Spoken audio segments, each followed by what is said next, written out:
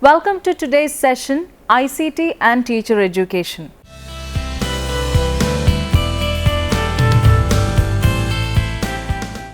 Information and communication technologies are a major factor in shaping the new global economy and producing rapid changes in society.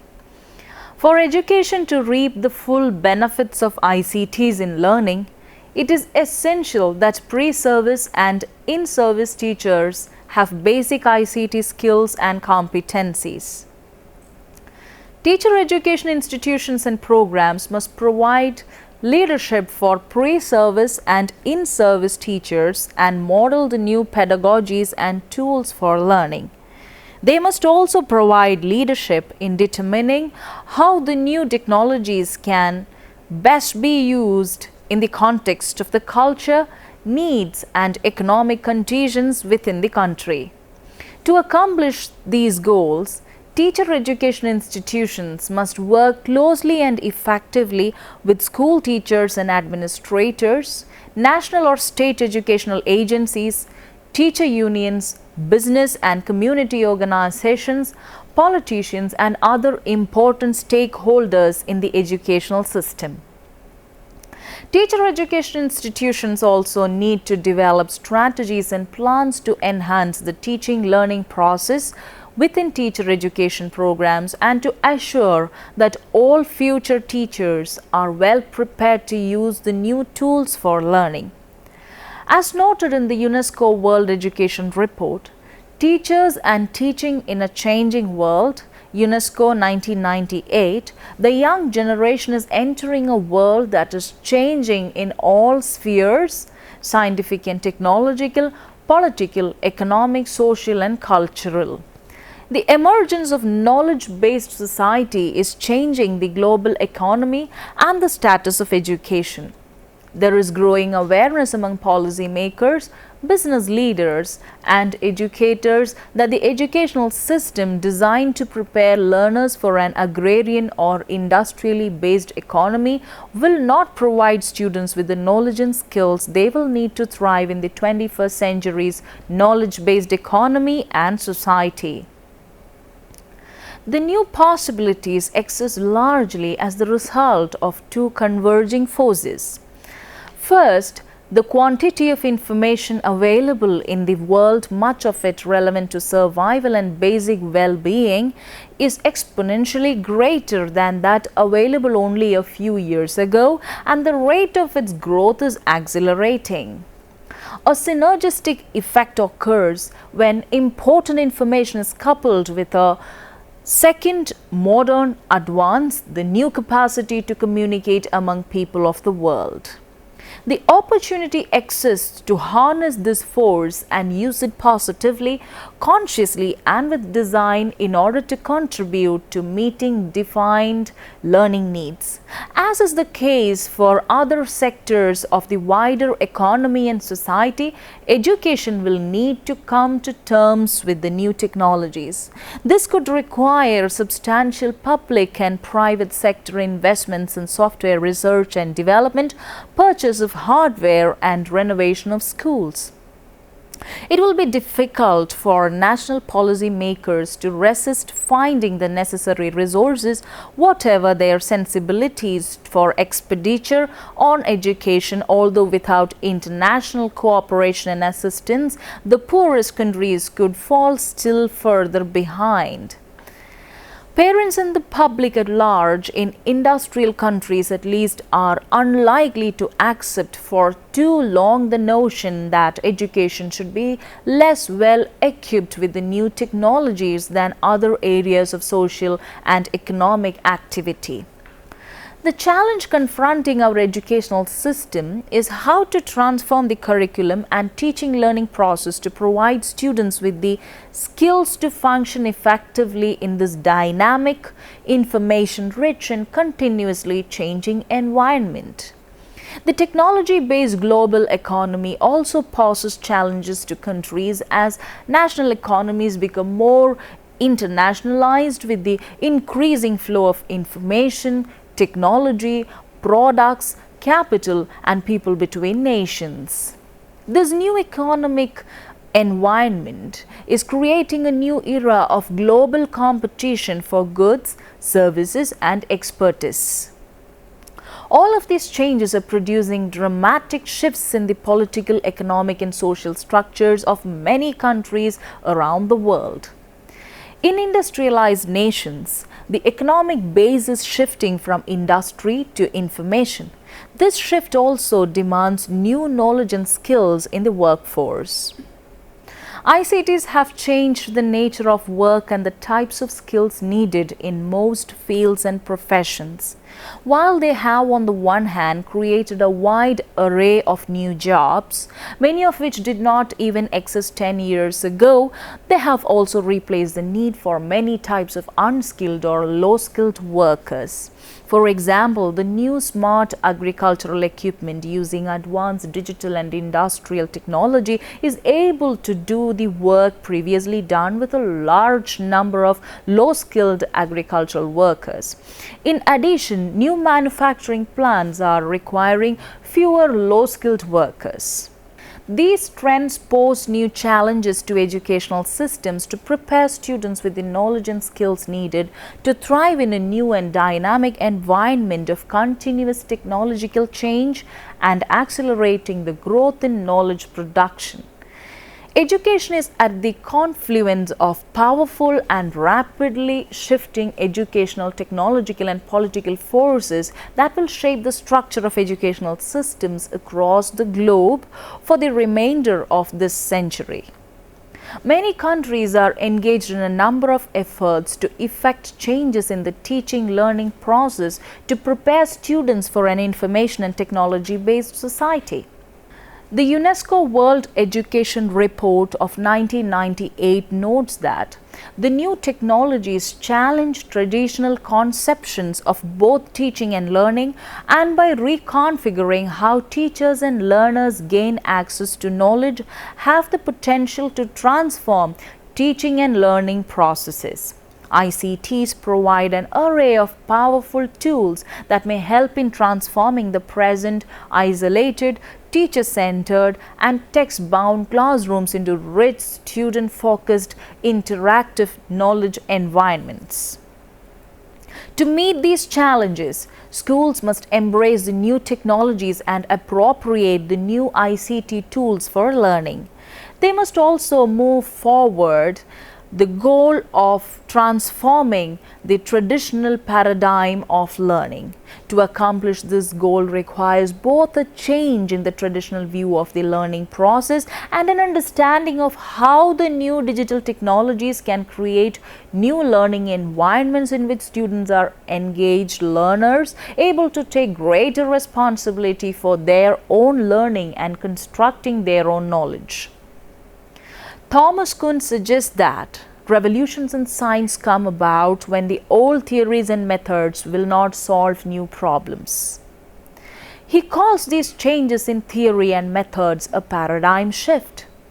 There is widespread concern that the educational experiences provided in many schools will not prepare students well for the future.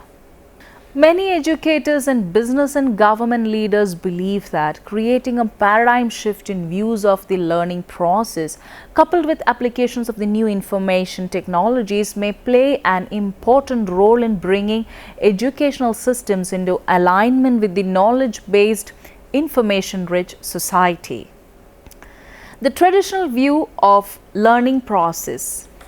The existing view of the learning process emerged out of the factory model of education at the turn of 20th century was highly effective in preparing large numbers of individuals with skills needed for low-skilled positions in industry and agriculture. The innovation of classrooms with 20 to 30 students was created along with the concept of standardized instruction for everyone. In the traditional teacher-centered approach to learning, the teacher is the expert and the dispenser of knowledge and to students. It is largely a broadcast model of learning where the teacher serves as the repository and transmitter of knowledge to the students. The traditional educational paradigm is often characterized by the following views of learning. Brewer, in his book Schools for Thought, notes that research overwhelmingly concentrates on the weaknesses of poor children. Very little research has been done on their strengths. In addition, the weaknesses identified are often deficiencies in terms of the traditional organization and content of schooling. Very little thought has been given to the idea of changing schooling to accommodate new kinds of students. All the effort has gone to changing the students so that they will fit into the schools. In addition, the underlying assumptions about poor students, motivation, language and conceptual development have militated against offering them a literacy of thoughtfulness and have favored a low-level, atomized, concrete, basic skills curriculum. The language of that curriculum has been so simplified that it is both boring and artificial. It has been stripped of its richness and context and made fundamentally meaningless, which is to say unabsorbable by normal people except through memorization, whose effects last only a few hours or days. Brewer 1993 notes that the technology of mass education is quite adept at breaking knowledge and skills into thousands of little standardized, decontextualized pieces which could be taught and tested one at a time. Neil Postman, in his book Teaching as a Subversive Activity, states that our educational systems break knowledge and experience into subjects, relentlessly turning wholes into parts, history into events, and without restoring continuity. Frequently, the textbook or teacher provides only one linear path through a narrowly bounded content area or sequence of standardized instructional units. For example, in a mathematics text, only one correct problem solution trail may be offered for a specific subclass of problems. However, the problems encountered in daily life seldom have only one solution path or sequence. Changes in views of the learning process. In contrast to the traditional teaching learning paradigm, a new paradigm of the teaching learning process is emerging based on 3 decades of research in human learning that encompasses the following views of the human learning process. Learning is a natural process. The natural state of the brain is to learn, however, not everyone learns in the same way. There are different learning, perceptual and personality styles that must be considered in the design of learning experiences for the individual student. Given interesting and rich learning environments and supportive and stimulating teachers, students will learn. Teachers have often noted that children who appear disruptive or to have short attention snaps when confronted with typical classroom instruction may spend long periods engaged in meaningful and interesting computer-related activities. Learning is a social process. The communal context of knowledge and learning is beginning to be rediscovered as evidenced by the rapid growth of quality circles and computer-supported collaborative work in business, government, medicine and higher education. As Lev Vygotsky 1978 noted long ago, students learn best in collaboration with peers, teachers, students and others when they are actively engaged in meaningful, interesting tasks. ICTs provide opportunities for teachers and students to collaborate with others across the country and across the globe. They also provide new tools to support this collaborative learning in the classroom and online. Learning is an active and not a passive process. In most fields, people are faced with the challenge of producing knowledge rather than simply reproducing knowledge. To allow students to move towards competence, they must be actively engaged in the learning process in activities such as solving real problems, producing original writing, completing scientific research projects, dialoguing with others on important issues, providing artistic and musical performances, and constructing physical objects. The traditional curriculum asks students only to recall and describe what others have accomplished or produced. While all production of knowledge must be based on an understanding of prior knowledge, the mere reproduction of knowledge without its connection to production of knowledge is largely a passive activity that neither fully engages nor challenges the students. Learning may either be linear or non-linear. Much of what now happens in schools appears based on the notion that the mind works like a serial processor that is designed to process only one piece of information at a time in sequential order. But the mind is a wonderful parallel processor that may attend to and process many different types of information simultaneously. Cognitive theory and research sees learning as a reorganization of knowledge structures. The knowledge structures are stored in semantic memory as schema or cognitive maps. Students learn by augmenting, combining and rearranging a collection of cognitive maps, many of which overlap or are interconnected through a complex network of associations. There are many ways that students may acquire or process information and assimilate it into their existing knowledge structures. Although some knowledge domains such as mathematics may perhaps lend themselves to a linear approach, not all learning can or should occur linearly. Learning is integrative and contextualized. Pribram's holistic brain theory suggests that information presented globally is more easily assimilated than information presented only in a sequence of information elements.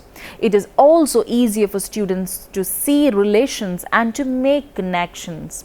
Jacob Bronski, 1990, in Science and Human Values, made the point that to discover the connection between what had seemed two isolated facts of existence is a creative act. Whether the field is art or science, he calls it an act of unifying. This is not something that can be done for learners. These connections cannot be made into learners' minds. Information can be given, the connection can even be stated. But even if the information is repeated, it cannot be assumed that it is really known.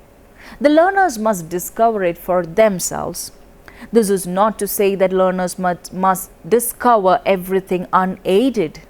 The teacher's role is to help them in several ways to make connections and to integrate knowledge. Learning is based on a strength model of student abilities, interest and culture. Based on the work of Howard Gardner and others, schools are beginning to consider the specific strength and interest that students bring to the learning environment and are designing learning activities that build on students' strengths rather than focusing only upon remediating weakness. In addition, schools increasingly recognize diversity as a resource rather than a problem in the classroom. In contrast to the remedial and standardized concept of instruction, diversity and individual differences are valued and the learning process is designed to build on the strengths and assets brought by the learner to the classroom. Learning is assessed through task completion, products, and real problem solving of both individual and group efforts. Rather than simply evaluating students through paper and pencil tests, assessments are made using portfolios of actual performances and work in both collaborative and individual learning tasks. The traditional view of the learning process is typically teacher-centered, with teachers doing most of the talking and intellectual work while students are passive receptors of the information provided. This is not to indicate that the traditional lecture method is without value, as it allows the teacher to quickly convey lots of information to students and is a useful strategy to recall or root learning. However, it is not the most effective way to help students develop and use higher order cognitive skills to solve complex real world problems. As noted by Driscoll, 1994, we no longer can view learners as empty vessels waiting to be filled, but rather as active organisms seeking meaning. Don Tapscott, in his book Growing Up Digital: The Rise of the Net Generation, 1998, notes that we are entering a new era of digital learning in which we are in the process of transitioning from broadcast learning to interactive learning. Today, students no longer want to be passive recipients in information transfer model of learning. Rather, they want to be active participants in the learning process. There is growing recognition that today's world requires that students be able to work collaboratively with others, think critically and creatively, and reflect on their own learning processes. A shift from teaching to learning. As technology has created change in all aspects of society, it is also changing our expectations of what students must learn in order to function in the new world economy. Students will have to learn to navigate through large amounts of information, to analyze and make decisions, and to master new knowledge domains in an increasingly technological society. They will need to be lifelong learners, collaborating with others in accomplishing complex tasks and effectively using different systems for representing and communicating knowledge to others. A shift from teacher-centered instruction to learner-centered instruction is needed to enable students to acquire the new 21st century knowledge and skills. Shifting the emphasis from teaching to learning can create a more interactive and engaging learning environment for teachers and learners. This new environment also involves a change in the roles of both teachers and students. The role of the teacher will change from knowledge transmitter to that of learning facilitator, knowledge guide, knowledge navigator, and co-learner with the student. The new role does not diminish the importance of teacher, but requires new knowledge and skills. Students will have greater responsibility for their own learning in this environment as they seek out, find, synthesize, and share their knowledge with others. ICTs provide powerful tools to support the shift to student-centered learning and the new roles of teachers and students. Every function in the child's cultural development appears twice, first on the social level and later on the individual level, first between people and then inside the child. This applies equally to voluntary attention, to logical memory, and to formation of concepts. All higher functions originate as actual relationships between individuals. A second aspect of Lev Vygotsky's theory is the idea that the potential for cognitive development is limited to a zone of proximal development, ZPD. This zone is the area of exploration for which the student is cognitively prepared, but requires help and social interaction to fully develop. A teacher or more experienced peer is able to provide the learner with scaffolding to support the student's evolving understanding of knowledge domains or development of complex skills. Collaborative learning, discourse, modeling, and scaffolding are strategies for supporting the intellectual knowledge and skills of learners and facilitating intentional learning. The implications of Vygotsky's theory are that learners should be provided with socially rich environments in which to explore knowledge domains with their fellow students, teachers, and outside experts. ICTs can be used to support the learning environment by providing tools for discourse, discussions, collaborative writing and problem solving, and by providing online support systems to scaffold students' evolving understanding and cognitive growth. Let me now move on to summarize this session. ICT helps in the professional development of teaching and learning and individuals involved in programs of teacher education. It can be infused in the learning process so as to acquire knowledge and skill effectively.